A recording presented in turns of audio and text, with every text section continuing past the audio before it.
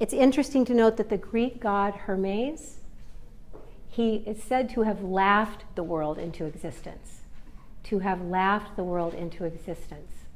So this suggests that when you're in some kind of creative endeavor, that laughter, joy, a sense of humor are involved.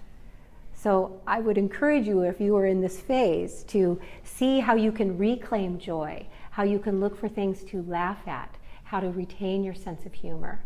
Aristotle is said to have believed that you didn't really become a human being until you laughed. That you were born human, but newborns don't actually laugh or giggle until about 90 days. And his idea was you're not really a human being until you actually laugh.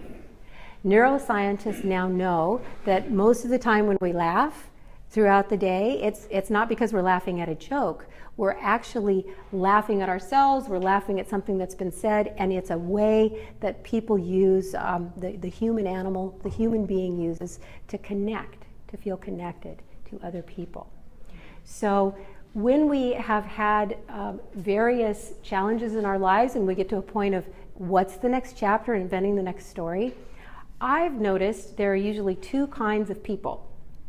And there's people that know exactly what they want to do next and maybe aren't exactly sure how to get there, but they really know exactly what they want to do. They've got a lot of clarity around that.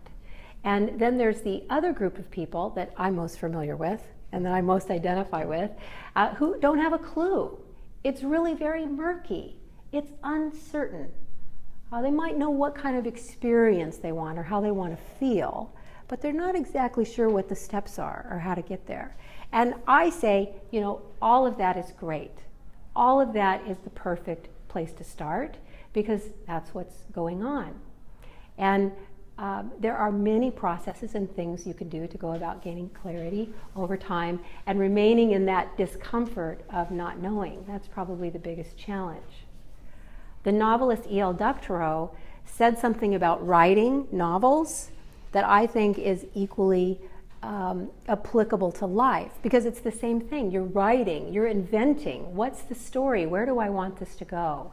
And Doctorow said that writing, or life, is like driving a car at night in the fog. You can only see as far as your headlights, but you can make the whole trip that way.